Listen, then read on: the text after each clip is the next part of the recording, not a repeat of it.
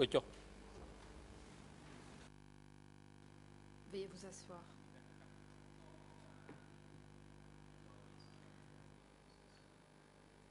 Reprise de l'audience. La parole est encore à la défense de Nunchia qui pourra poursuivre son questionnement de ce témoin. Vous avez la parole. Maître Pau. Merci, Monsieur le Président. Avant la pause,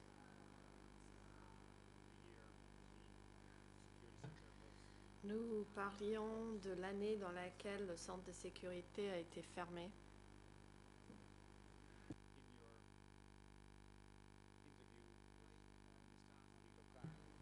Dans votre entretien avec M. Henri Locard,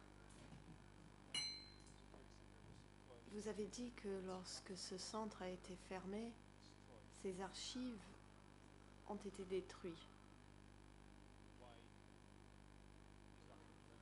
Savez-vous pourquoi ces documents ont été détruits?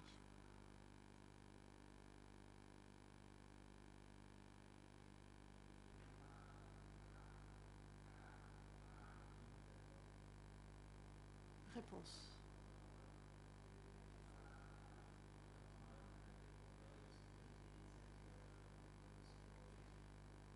Je sais que les documents du centre de sécurité de Pungror ont été détruits. Ce centre de sécurité s'est situé dans la forêt.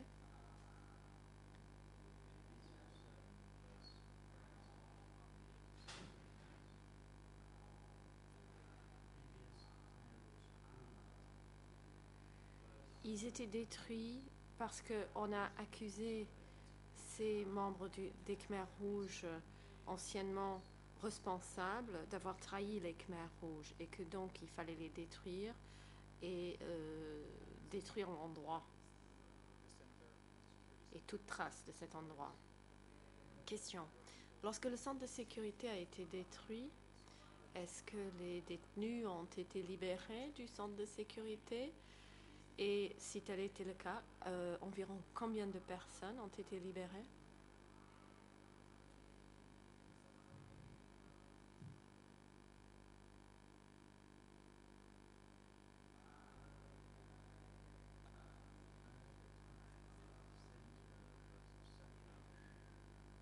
Réponse. Lors de la fermeture du centre, une centaine de personnes s'y trouvaient. Ce chiffre étant une estimation. Une réunion a été convoquée où on a annoncé la libération de tous les prisonniers qui n'étaient pas transférés ailleurs. Ils sont donc rentrés dans leur village, aussi bien les prisonniers accusés de crimes graves que ceux accusés d'infractions moins graves. Question. Monsieur le témoin, Henri Locard a organisé des entretiens avec d'autres personnes de la même région que vous. L'un de ces témoins a indiqué qu'il y a eu un changement de politique en 1977 et que le chef du district de ce témoin en question a déclaré que les anciens Khmers rouges s'étaient trompés et n'auraient pas dû incarcérer autant de personnes. Est-ce que vous-même avez entendu ce genre de choses où les nouveaux membres des Khmers rouges arrivés en 1977 auraient dit que leurs prédécesseurs n'auraient jamais dû emprisonner autant de personnes?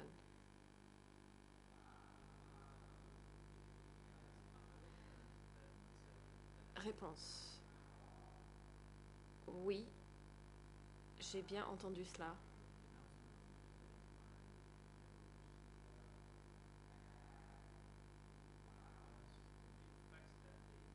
Les Khmers rouges ont annoncé un changement de leur politique. Ils ont accusé leurs prédécesseurs d'être des bourreaux du peuple, de les avoir affamés. Et donc, ce que vous dites est exact. Question. Merci.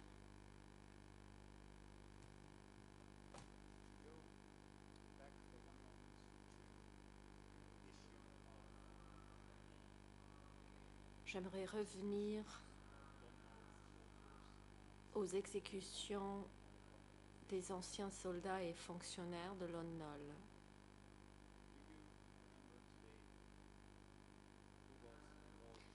Est-ce que aujourd'hui, vous vous rappelez qui a effectué ces exécutions?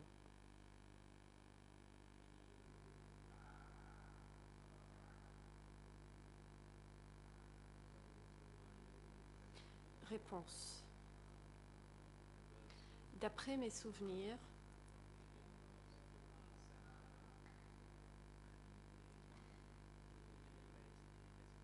des gens ont été emmenés du centre de sécurité de Pongror et ceux qui dirigeaient les exécutions étaient probablement des soldats du secteur, mais je ne sais pas très bien.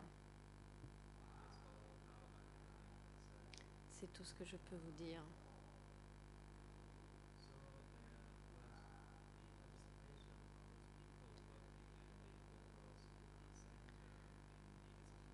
Des personnes travaillant au centre de sécurité de Pongror ont participé à l'exécution des anciens soldats de Lon Nol. Question.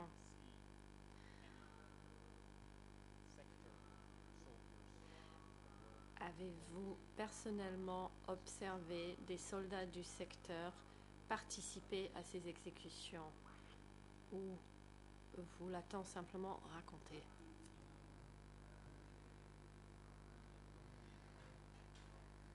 Réponse. Ce sont d'autres personnes qui me l'ont raconté. Question. Merci. Je vais passer à un autre sujet.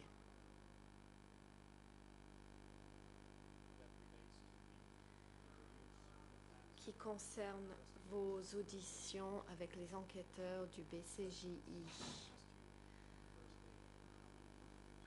Lors de la première journée de votre comparution, le président vous a demandé le nombre d'auditions auxquelles vous avez participé. Vous avez dit qu'il y a eu 2 auditions. Avez-vous parlé de votre expérience au centre de sécurité de Pongror lors de ces 2 auditions, c'est-à-dire lors de la première audition et lors de votre deuxième audition?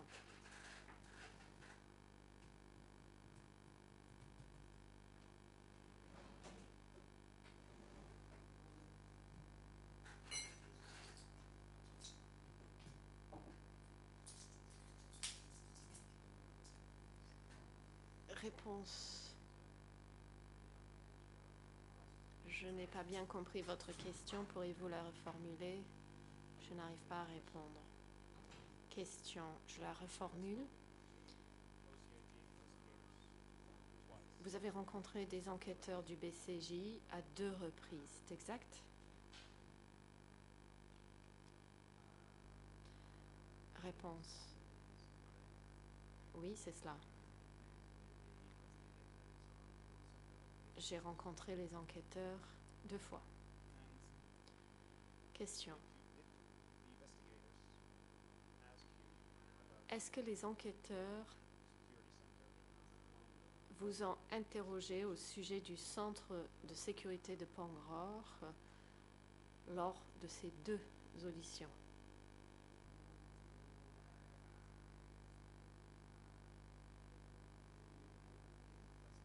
Réponse.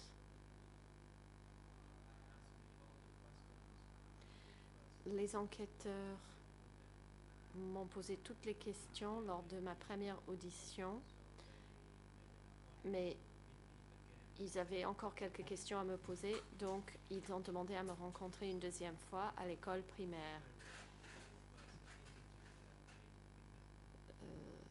et ceci venait compléter ma première audition avec eux. Question. Rappelez-vous la nature des questions supplémentaires qu'ils sont venus vous poser?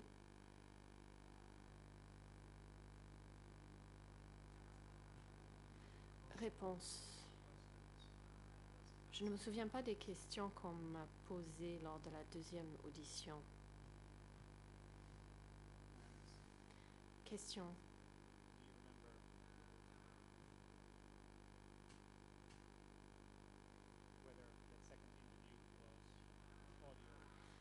Rappelez-vous si cette deuxième audition a été enregistrée ou pas.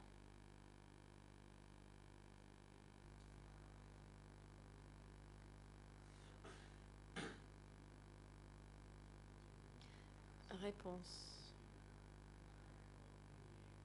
Je ne me souviens pas très bien si la deuxième audition a été enregistrée.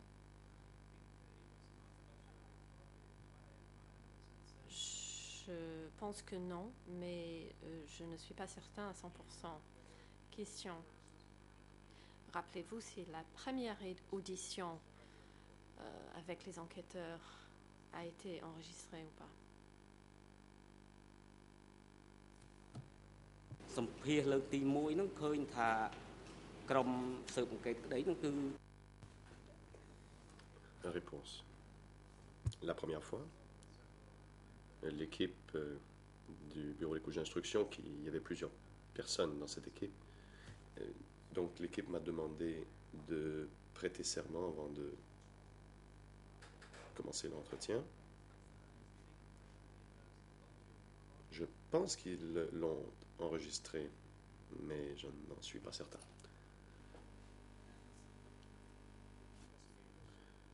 Question.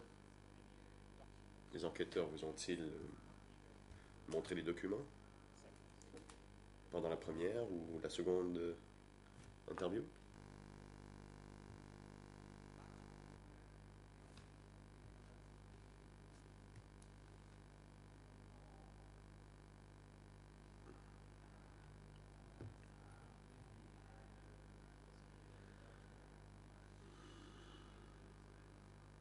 Je ne me souviens pas très bien si les enquêteurs m'ont montré les documents.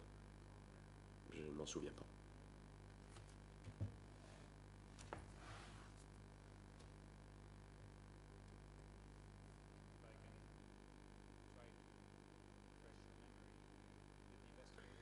Question. Je vais peut-être vous rafraîchir la mémoire. Les enquêteurs vous ont-ils montré des dépositions d'autres témoins?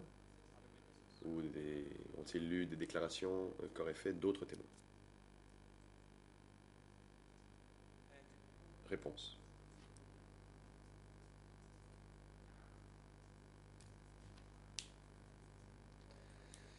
Je ne m'en souviens pas. Je ne peux donc pas répondre à votre question.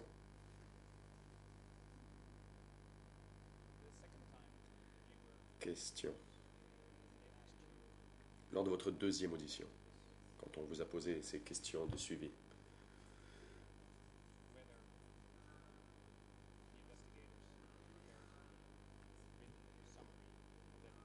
savez-vous si les enquêteurs ont rédigé un compte-rendu de cette deuxième audition?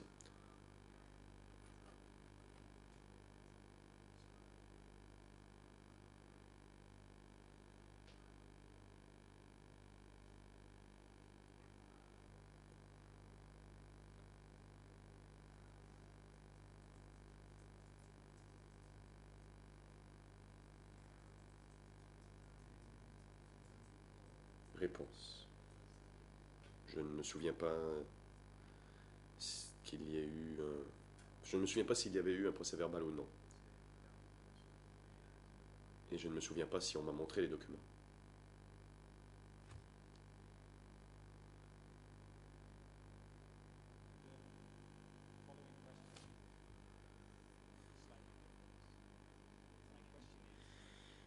Vous me posez une question légèrement différente.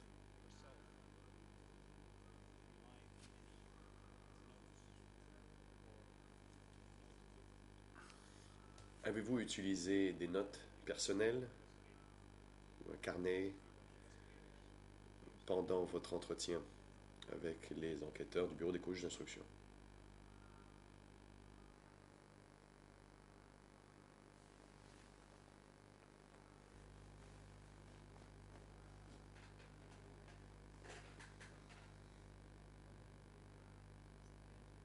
Réponse.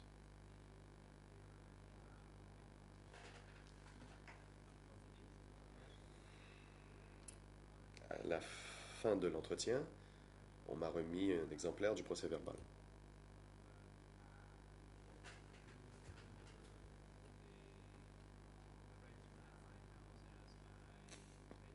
Mais j'ai dû organiser les mariages de deux de mes enfants et donc j'ai perdu le procès-verbal.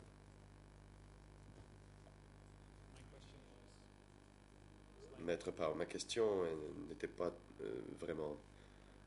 était un peu différente. Pendant l'entretien,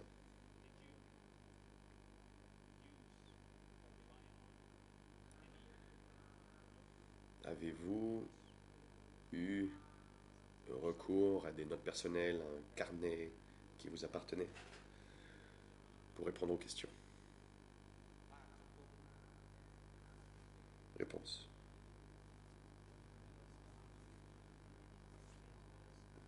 Pendant l'entretien, je n'avais pas préparé,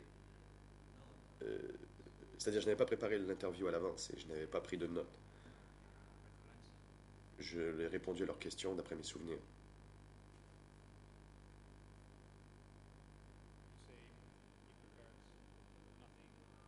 Question. Vous dites que vous n'avez rien préparé.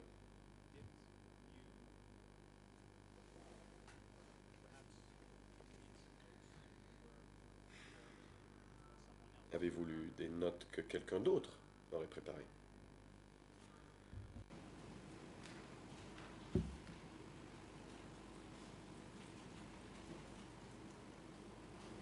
Bát cho pua để cả án cứ nhom bàn án dạng cho chất tục đạn nơi pe để xã sự kết lục của ao đầy nhom máu nhom có. Réponse. Lorsque l'on m'a remis le procès-verbal,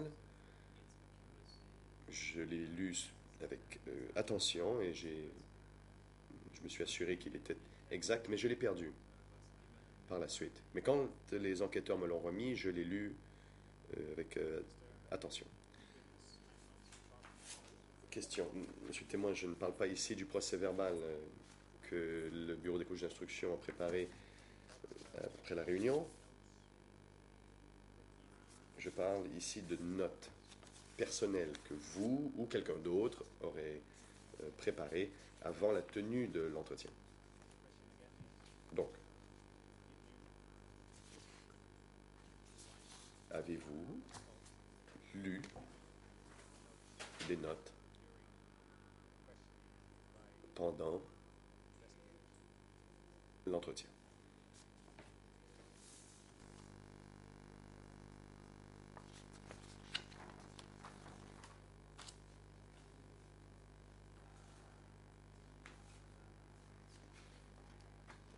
Réponse. Permettez-moi de répondre à votre question. Je n'ai pas lu de notes ou quelques documents que ce soit pendant l'entretien.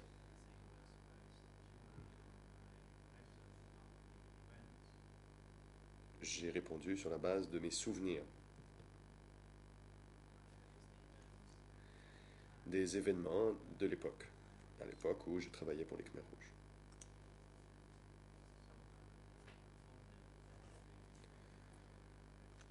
Tout ce que j'ai dit, je l'ai fait de mémoire, sans lire de documents.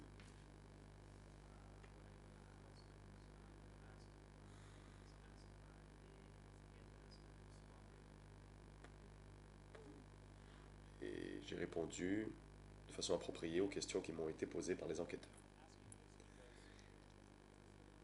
Maître Parr, mais je vous pose la question parce que Quand mon équipe de défense a écouté la bande audio de votre entretien,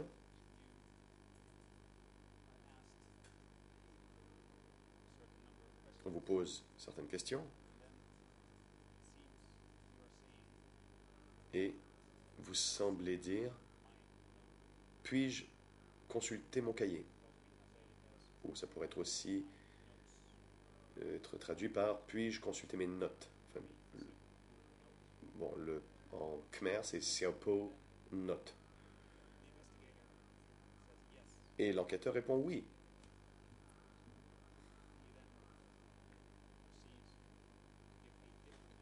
Et vous donnez ensuite une réponse différente de celle que vous aviez donnée avant. Une fois de plus, je vous pose la question.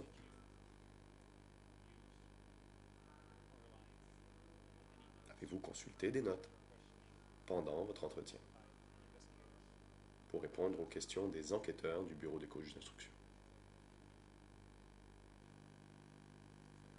Le président.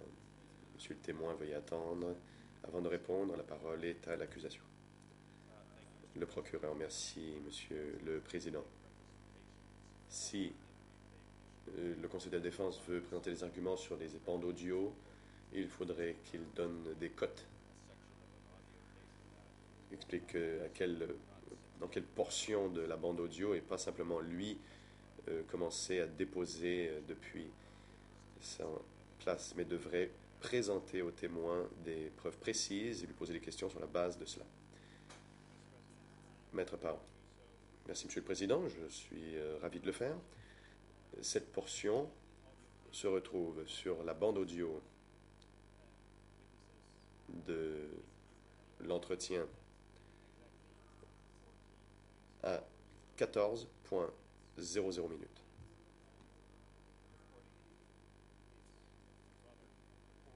La qualité de l'audio est assez mauvaise, mais après avoir écouté à quelques reprises, c'est ce que dit le témoin sur la cassette. Donc j'aimerais donner au témoin la possibilité de préciser sa réponse et de nous dire s'il a consulté des notes pendant son entretien avec les enquêteurs.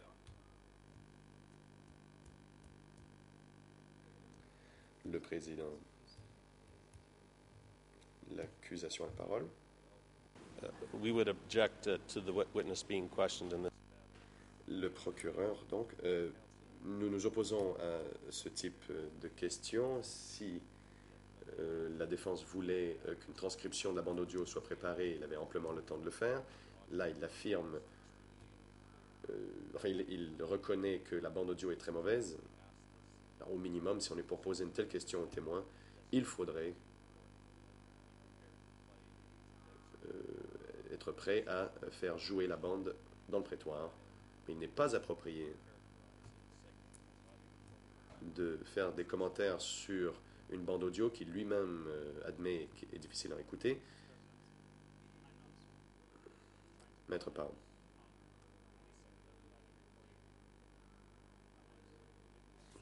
Je ne suis pas prêt à entendre cette bande. Je veux que le témoin réponde sur la base de ce que nous entendons sur la bande qui est disponible à toutes les parties et la chambre. Tout le monde aurait pu écouter la cassette. Et c'est ce que nous avons vu. Et ce n'est pertinent que maintenant, car le client prétend maintenant ne pas avoir consulté de notes. C'est une question, mais la question est toute simple. Monsieur le témoin, cela vous rafraîchit-il la mémoire? Avez-vous ou non consulté des notes personnelles pendant votre entretien avec le bureau des co-juges d'instruction?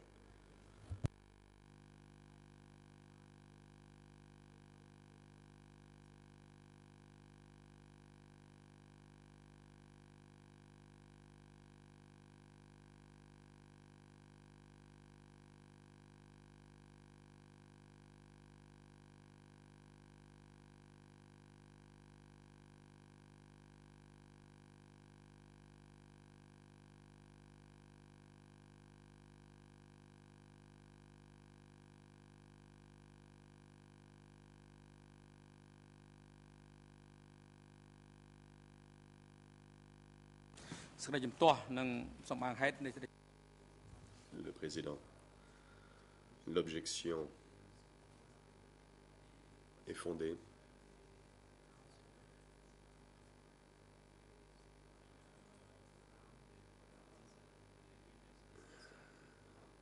Et donc, le témoin n'a pas à répondre à la dernière question qui lui a été posée.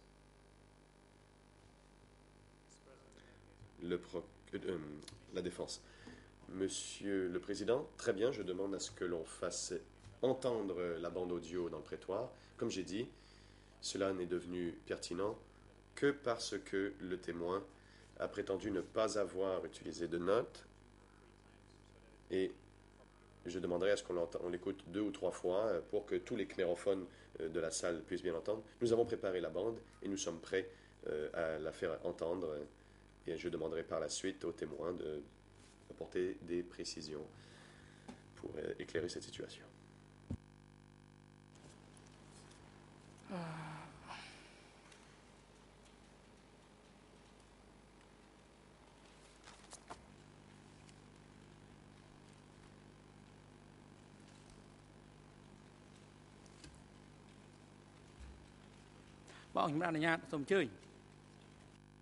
Le président, très bien, je vous en prie. Maître Parr, je crois comprendre que pour ce faire, il faut que nous demandions à l'huissier, que vous demandiez à l'huissier d'audience obtienne un exemplaire de l'audio. Je ne sais pas si c'est possible. Ah si, c'est prêt. Donc, nous sommes prêts à le faire entendre. Si l'huissier d'audience l'a reçu.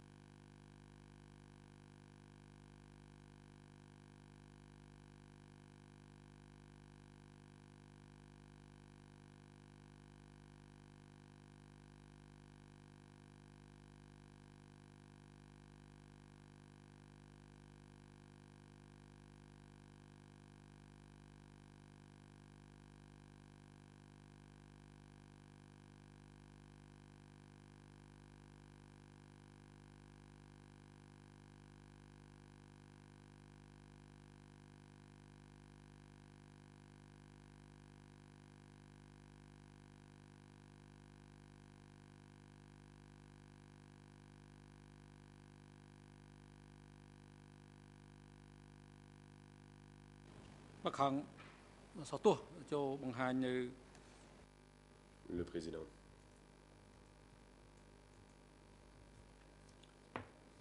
La Chambre enjoint maintenant les services techniques de faire jouer la cassette. comme le demande la défense de Nuon-Chea.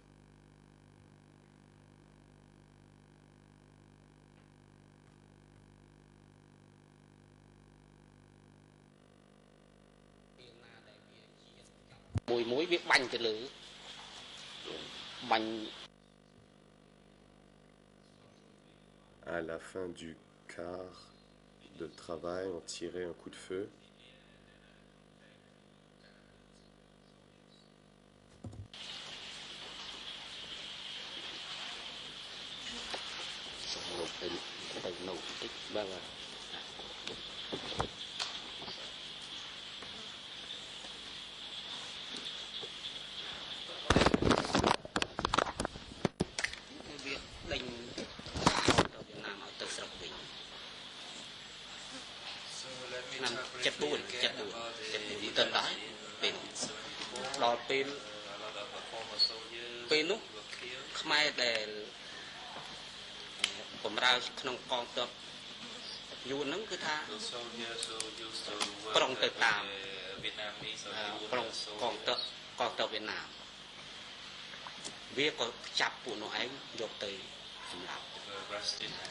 Mr. President, if I may interrupt, I think the relevant...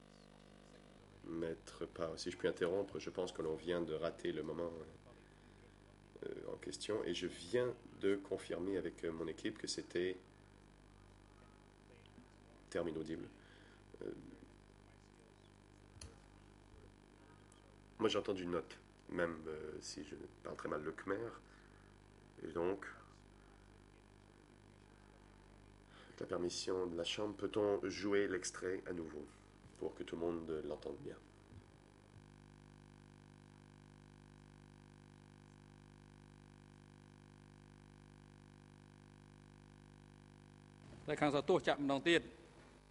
Le président. Service technique, veuillez jouer à nouveau la cassette. So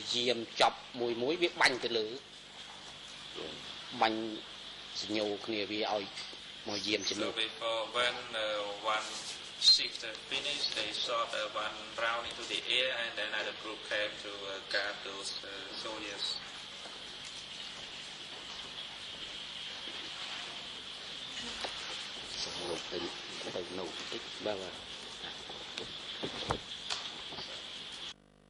Laissez-moi trouver mon carnet de notes. Mr. President, that is now as far as we are concerned for this moment. Let me... Maître Pao, j'aimerais tout d'abord vous remercier, Monsieur le Président, de nous avoir permis d'en faire entendre cet extrait à tout le monde. Cela contribue très bien à la transparence et à l'équité dans cette procédure et nous apprécions énormément votre décision.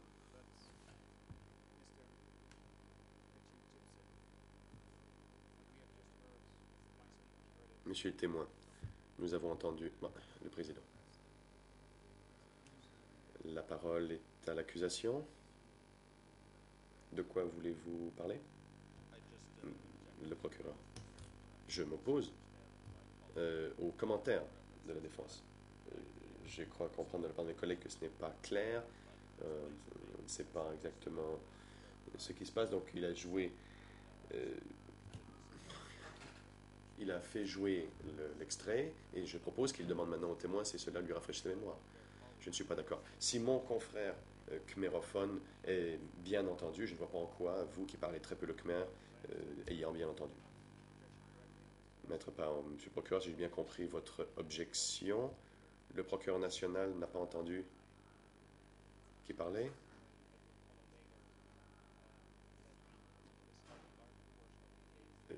Nous avons écouté un long extrait pour voir exactement ce qui se passait, mais je suis d'accord avec vous. Monsieur le témoin, cette référence que vous venez juste d'entendre, pouvez-vous nous dire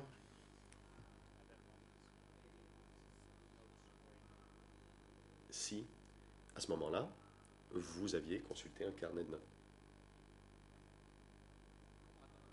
Le président. Monsieur le témoin, veuillez attendre avant de répondre. Cette question demeure confuse.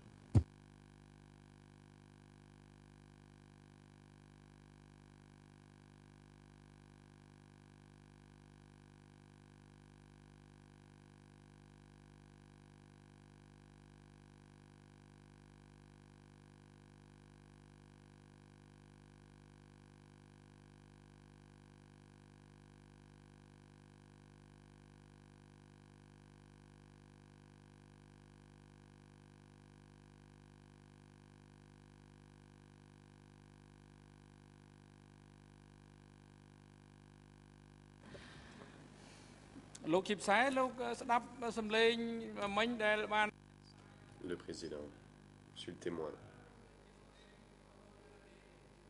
après avoir entendu l'extrait, reconnaissez-vous la voix comme étant la vôtre? Réponse.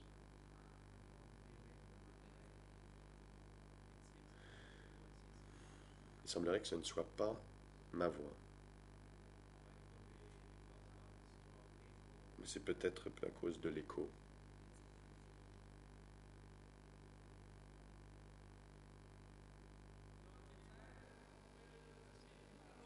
Le président. Pendant l'entretien, avez-vous demandé une pause pour aller aux toilettes?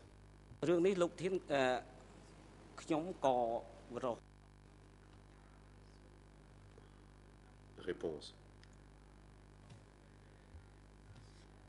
Je ne me souviens pas si je demandais la permission d'aller aux toilettes. សូមបន្តសំណួរផ្សេងទៀតទៅមុខទៀតចុះពីព្រោះបញ្ហានេះមិនច្បាស់លាស់ទេ Le président. Maître Pao, veuillez passer à autre chose, car ce n'est pas clair. Et même moi, quand je suis le président, j'ai entendu qu'il voulait aller aux toilettes. Enfin de... Parce que note, ce n'est pas un mot en khmer. C'est un mot étranger. Mais ça ressemble beaucoup à note, mais en fait, il demande à pouvoir aller se soulager. Thank you, Mr. President, and I would not dare to... Maître Pao.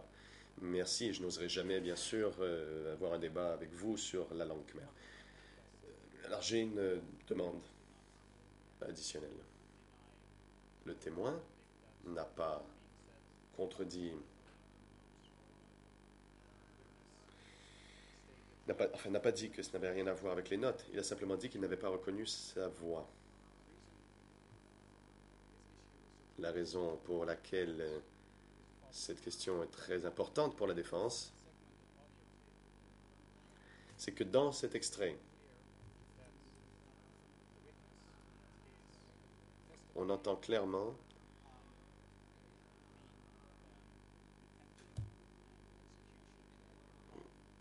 que le témoin parle de la détention et de l'exécution des soldats du marché de Chikreng. Il commence. Et ce n'est pas une déposition de ma part, c'est des arguments que je présente. Donc quand les enquêteurs lui demandent, à part les soldats, y avait-il d'autres personnes, comme par exemple des fonctionnaires?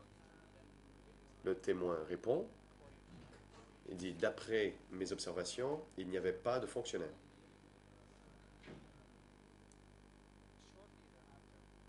Et juste après, le témoin demande, d'après ce que nous avons compris, puis-je voir mon carnet? Et tout de suite après, il dit, ah oui, j'aimerais vous dire autre chose. Il y avait non seulement des soldats de l'ONU, mais aussi des fonctionnaires. Et c'est une question très claire quant aux sources des connaissances du témoin. Bon, ce n'est pas très clair peut-être qui parle, même si les khmérophones de mon équipe l'ont identifié identifié la voix comme étant celle du témoin. Je demanderai donc que le segment soit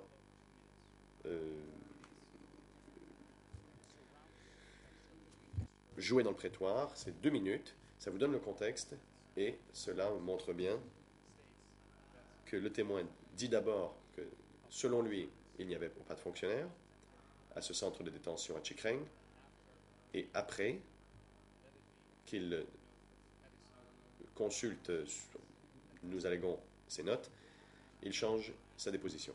Donc, comme je vous l'ai dit, Monsieur le Président, nous apprécions, enfin, nous sommes reconnaissants pour votre décision d'avoir permis d'entendre l'extrait. Ce sera 2 minutes et demie et cela nous permettra de voir exactement qui parle et cela nous permettra de comprendre ses sources de connaissances.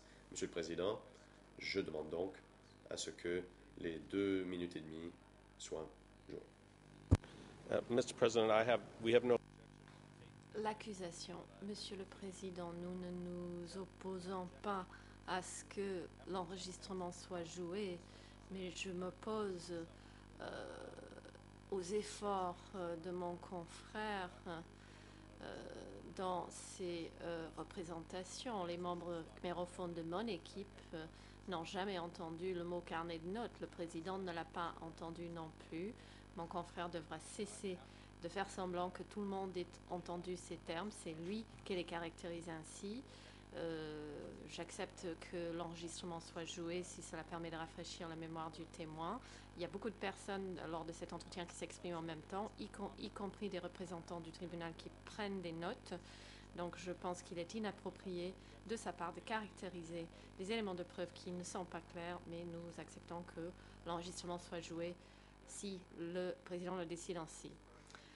La défense, Monsieur le Président, ce n'est pas moi qui caractérise ce témoignage ainsi. Ce sont les traducteurs nommés par la Chambre qui le caractérisent ainsi. Donc, ce sont des termes employés par les traducteurs. Je ne vois pas pourquoi on les remettrait en question. En effet, s'il demandait à aller aux toilettes, comme vous le proposez, Monsieur le Président, cela ne paraît pas très logique. Si on lui donne l'autorisation d'aller aux toilettes, pourquoi l'entretien se poursuit immédiatement après? On aurait pu s'attendre à ce qu'une pause soit marquée. Alors nous avons ici un Canadien et un Hollandais qui débattent de ce langage et je pense que la meilleure solution serait qu'on écoute l'enregistrement pour résoudre tout cela.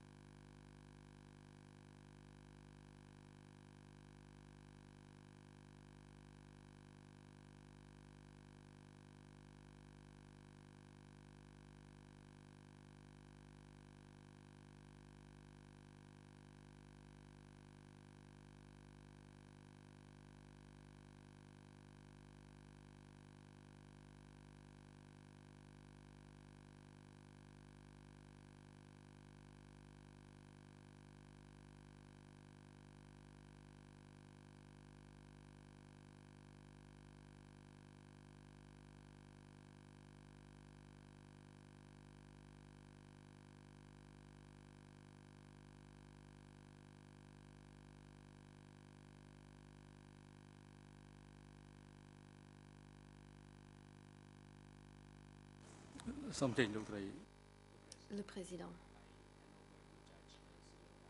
La parole est à la juge Cartwright qui répondra aux demandes de l'équipe de défense de Nunchia. Madame la juge, vous avez la parole. La juge Cartwright. Comme observé par les parties, les juges ont délibéré et conviennent que la demande de la défense de Nunchia n'est fondée sur aucun élément qui nous convainc qu'il faille continuer à écouter l'enregistrement. Pour deux raisons. Premièrement, il n'est pas clair s'il s'agit de ce même témoin qui aurait employé les termes mentionnés par la défense de Nunchia. Et deuxièmement, il n'est pas clair si le terme employé faisait bel et bien référence à des notes. Pour ces raisons, il est inutile de revenir sur cet enregistrement et de s'efforcer encore de comprendre ce qui se dit. La Chambre demande à la défense de Nunchia de passer au sujet suivant.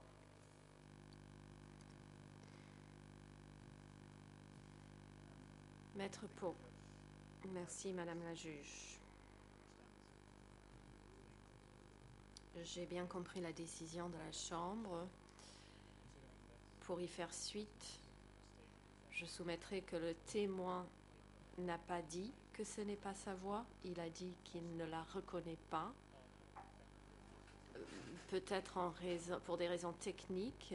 Il a lui-même dit qu'il y avait un écho.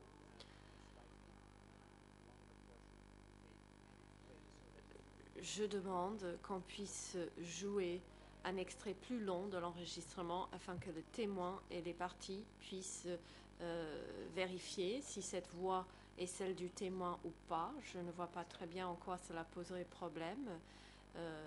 Si cela nous permet de constater que ce n'est pas sa voix, soit.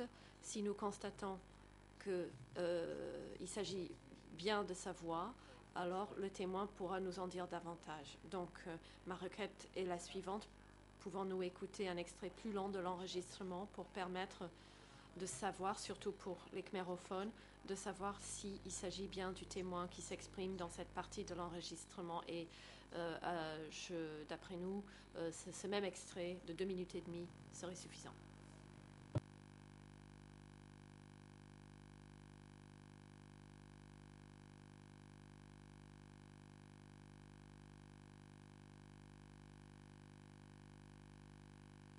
Le président. Madame la juge, allez-y. La juge Cartwright. La Chambre de première instance rejette cette proposition qui est fondée sur le même principe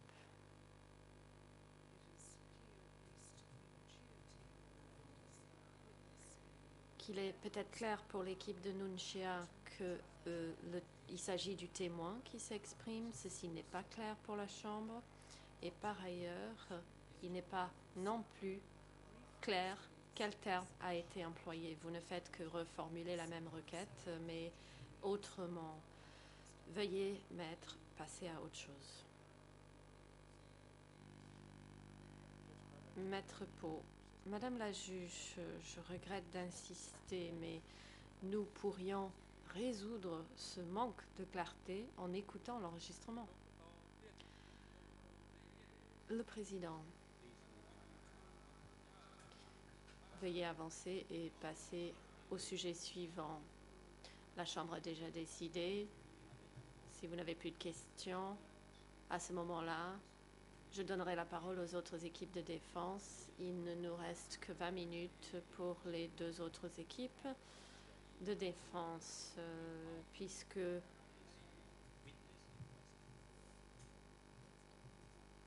la déposition de ce témoin n'est prévue que pour une journée et le temps a été reparti entre les parties en conséquent. Maître Pau.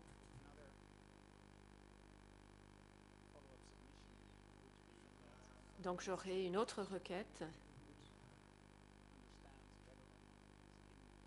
Je pense que le témoin pourrait savoir si c'est bien lui qui s'exprime sur l'enregistrement et si tel est le cas, il pourrait nous dire quel terme il a employé. S'il s'agit de faire ressortir la vérité, je ne vois pas de mal à permettre au témoin de nous dire si c'est bel et bien sa voix et, dans ce cas, quel est le terme qu'il a employé. Encore une fois, j'insiste sur ce mot « vérité ». C'est ce que nous recherchons ici et cet enregistrement serait un outil permettant de la faire manifester.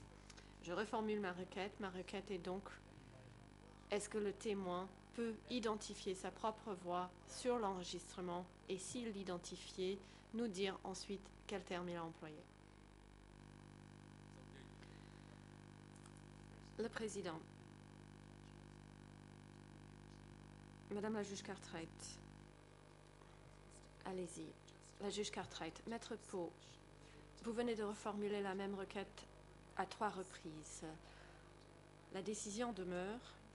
Je vous rappelle que le président vous a dit que si vous ne passez pas à autre chose, il n'aura d'autre choix que de présumer que vous n'avez plus de questions. Maître Pau. Très bien, ce n'est pas ce que je souhaite, donc je passe à autre chose, mais je reste perplexe.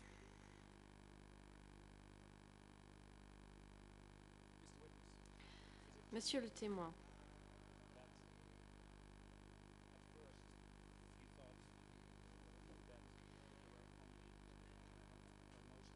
Est-il vrai qu'au début, vous avez pensé qu'il y avait surtout des soldats de Lon Nol détenus au marché de Chi Kreng, et ce n'est que plus tard que vous vous êtes rappelé qu'il y avait également d'anciens fonctionnaires du gouvernement de Lon Nol?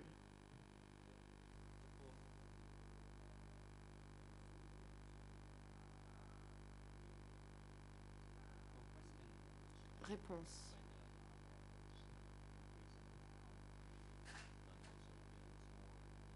Concernant l'incarcération de soldats ou de fonctionnaires de l'administration de Lon Nol au centre de sécurité,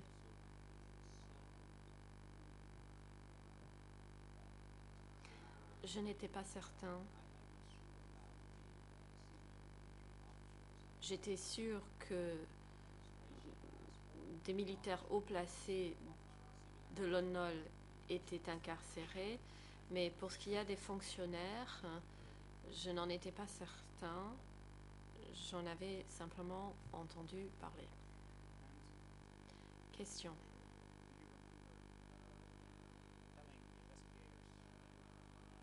Rappelez-vous avoir dit aux enquêteurs au début que d'après vous, il n'y avait pas de fonctionnaires détenus au marché de Chi Kreng.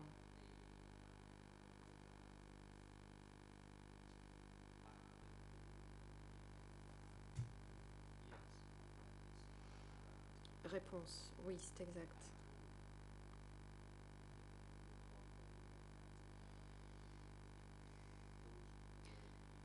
J'ai dit à la Chambre tout à l'heure que c'était des officiers de l'administration de Lon Nol. Je l'ai bien dit. Question.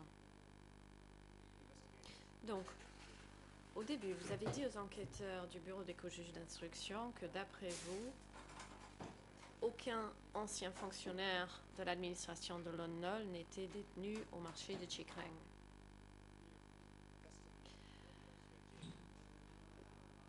Lors de votre audition par le BCJI et lors de votre déposition ici devant cette chambre, vous avez longuement parlé d'anciens fonctionnaires du gouvernement de Lon Nol détenus au marché de Chi Kreng.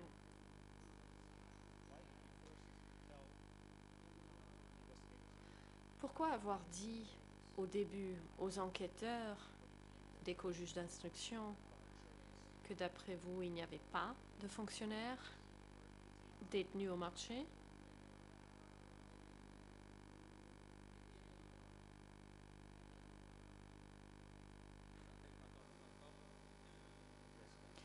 Le président, monsieur le témoin, attendez le coprocureur, allez-y.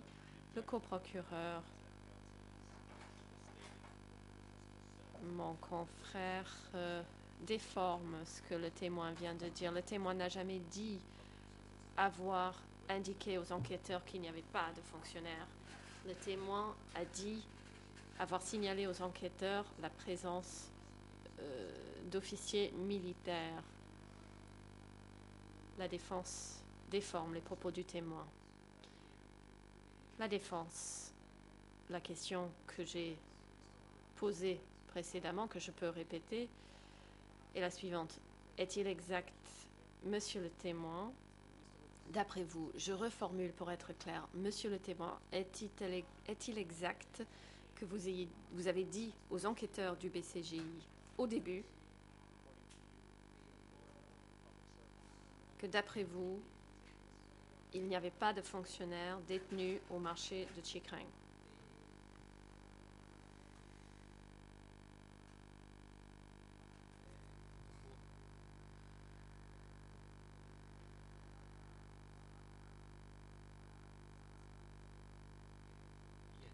Réponse.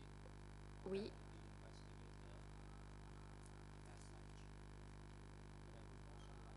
J'ai en effet dit cela à l'enquêteur.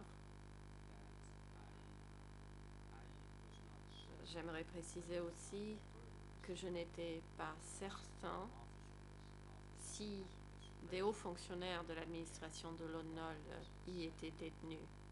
Ce que je savais avec certitude,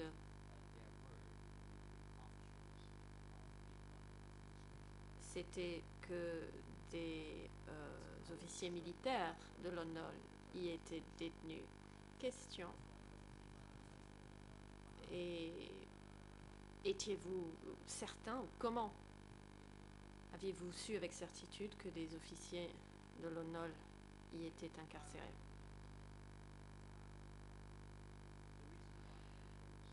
Réponse. J'en étais certain parce que je l'ai entendu à plusieurs reprises. Des gens m'ont dit que la grande majorité des détenus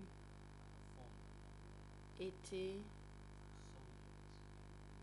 d'anciens soldats et officiers militaires de l'ONOL.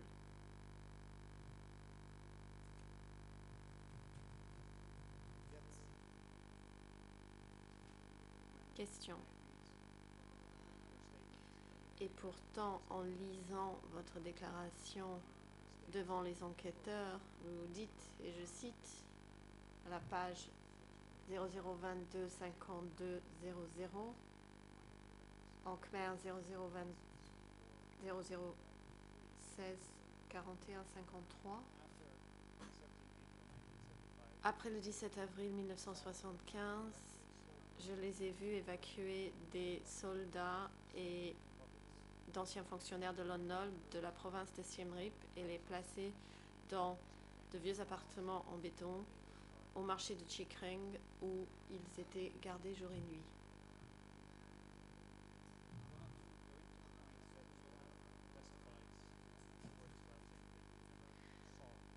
Sans aborder le fait que vous avez dit devant la Chambre ne jamais avoir vu de telles choses, pourquoi avez-vous déclaré et signé la déclaration indiquant que d'anciens fonctionnaires du gouvernement de l'ONOL étaient détenus au marché de Chi Kreng si vous n'en étiez pas sûr?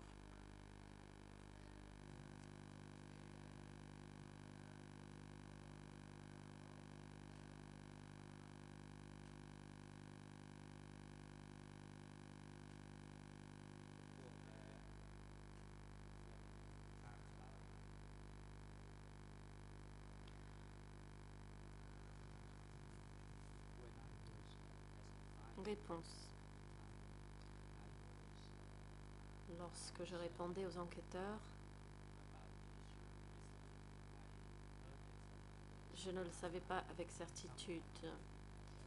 D'autres me l'ont dit, certains m'ont dit qu'il y avait quelques fonctionnaires de l'administration de l'ONOL parmi eux, mais à d'autres moments, ils m'ont dit que c'était des officiers haut placés de l'ONOL qui avaient été arrêtés et détenus. Donc tout cela, ce sont des choses qu'on m'a racontées.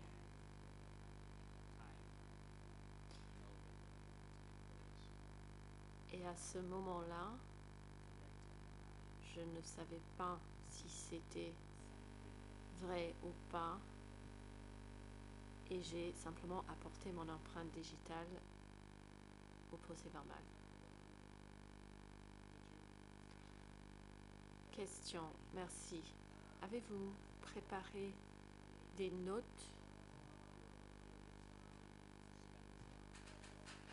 concernant la période que vous avez passée au sein des Khmers rouges, par exemple, pour éviter d'oublier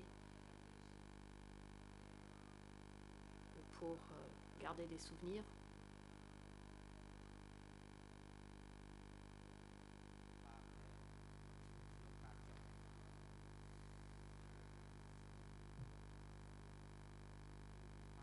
Réponse.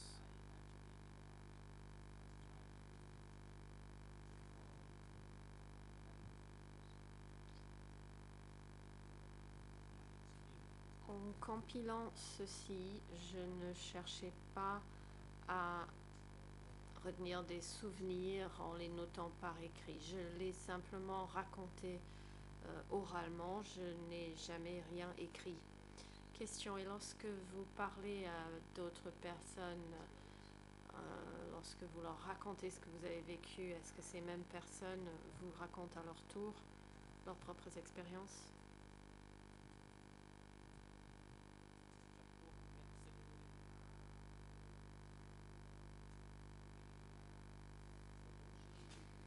Réponse.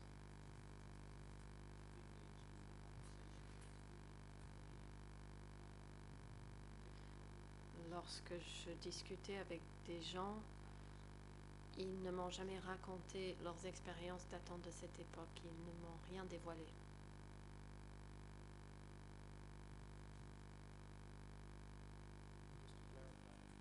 Question. Pour être clair, est-ce que vous dites que lorsque vous parlez de la période des Khmers rouges avec d'autres personnes, celles-ci ne s'expriment pas sur leur propre expérience pendant cette même période? C'est bien ce que vous dites? Réponse. Oui, c'est cela.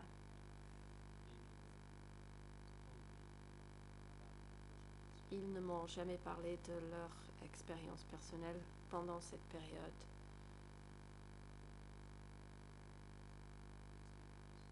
Je n'ai donc pas appris ce qu'ils avaient vécu. C'est tout ce que je peux vous répondre.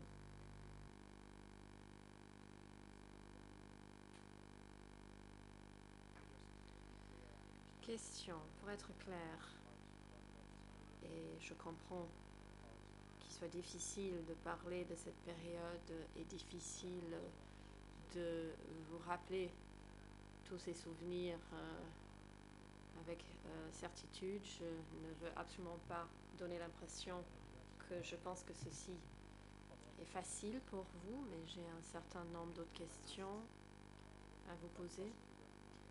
Lundi, le procureur vous a parlé de l'entretien que vous avez accordé à M. Henri Locard.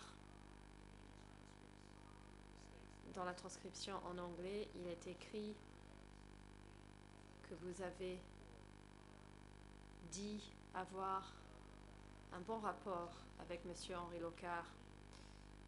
Qu'est-ce que vous entendez par cela?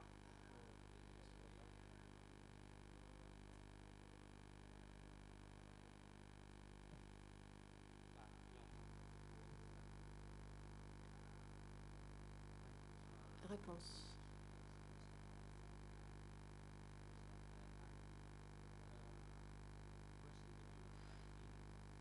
Mon rapport personnel avec M. Henri Locard est le suivant.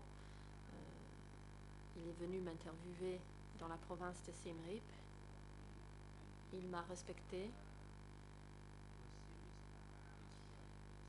et il faisait son travail avec sérieux. Par exemple, il m'a même donné ses coordonnées personnelles, son adresse également. Même s'il vit en France, il m'a demandé de rester en contact avec lui. Je pense que M. Henri Locard est une personne amicale. J'ai beaucoup de respect pour lui. Je l'aime bien.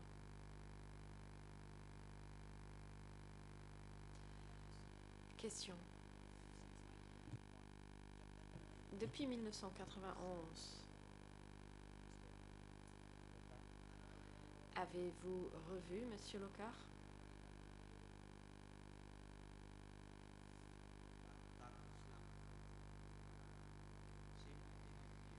Réponse. Je n'ai jamais revu ce monsieur depuis 1995. Pas une seule fois. J'ai perdu sa carte de visite qu'il m'a donnée lors de notre première rencontre et donc je l'ai perdu de vue. Et jusqu'à ce jour, je ne l'ai jamais revu. Question. Lui avez-vous parlé au téléphone depuis 1991?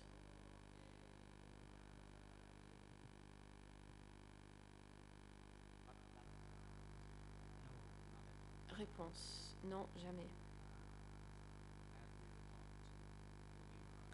Je ne lui ai jamais parlé au téléphone parce que j'ai perdu ses coordonnées. Question. Lors de votre entretien avec Henri Locard, après cet entretien, vous a-t-il remis ses notes ou un exemplaire de l'entretien qu'il avait préparé?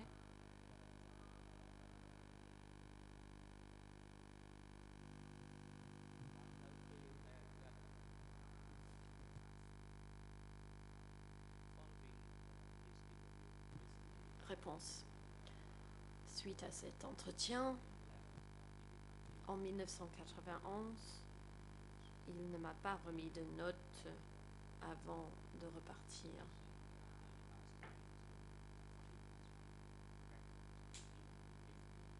Il ne m'a rien donné à conserver, sauf sa carte de visite.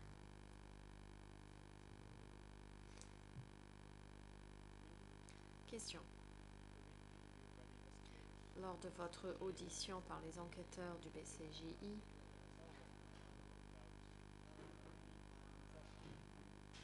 est-ce que vous leur avez parlé d'éventuelle pression que vous auriez subie afin de vous faire témoigner dans un sens ou dans un autre sens?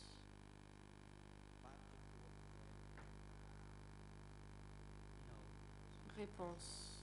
Non, je n'ai pas subi de pression, pas du tout.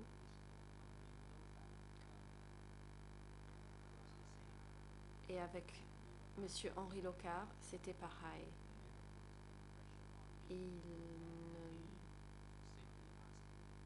ne m'a jamais mis de pression, il m'a juste demandé de dire la vérité sur ce que j'avais vécu et il en va de même pour les enquêteurs du BCJI. Je n'ai jamais subi ou ressenti de la pression. Il voulait simplement que je dise la vérité. Question. Je vous présente mes excuses, monsieur le témoin. Je n'ai jamais voulu suggérer que monsieur Locard aurait exercé une quelconque pression sur vous, mais ma question était différente. Avez-vous mentionné aux enquêteurs du BCJI avoir subi des pressions exercées par une autre personne, une personne en position d'autorité qui vous demandait de dire certaines choses?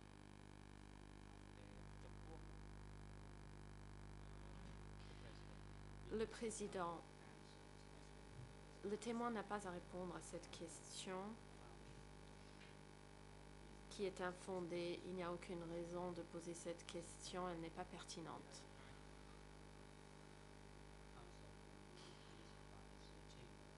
Maître, veuillez dire à la Chambre de combien de temps vous avez besoin pour finir votre interrogatoire.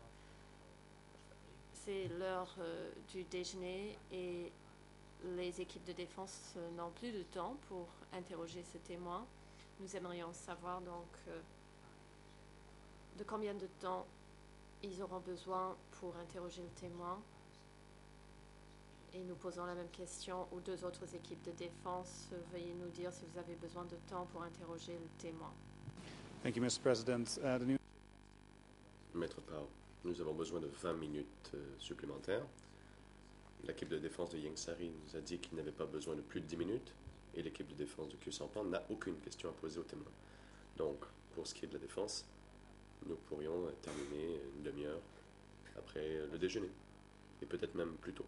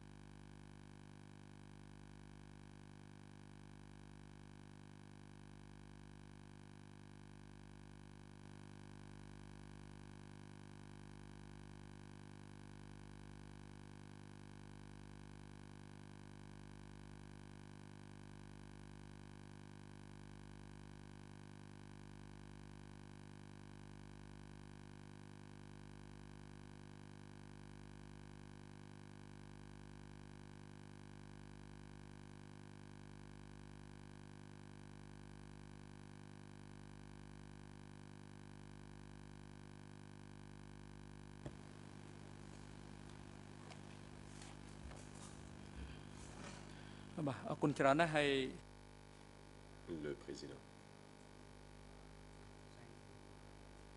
Merci pour ces précisions.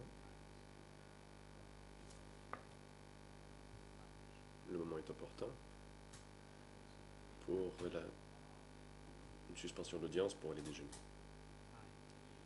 Bon, il y a eu quelques doutes quant à l'attribution du temps aux parties. Nous avions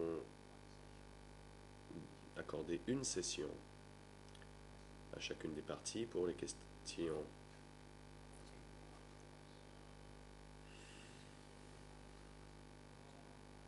La Chambre a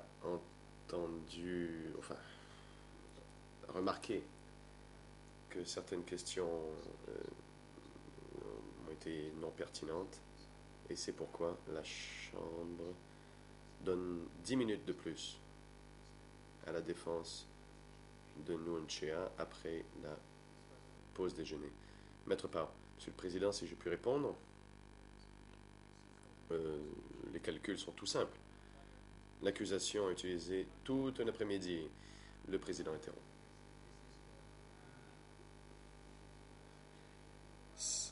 C'est la décision de la Chambre.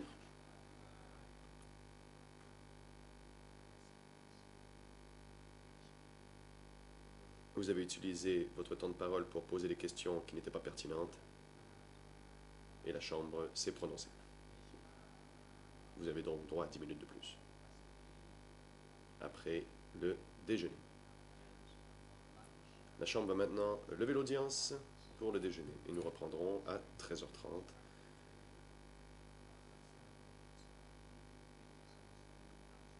Monsieur l'audience, veuillez guider le témoin et son conseil à la salle d'attente. Garde de sécurité, veuillez conduire Kyusampan dans la cellule de détention temporaire et le ramener au prétoire avant la reprise des débats à 13h30. L'audience est suspendue.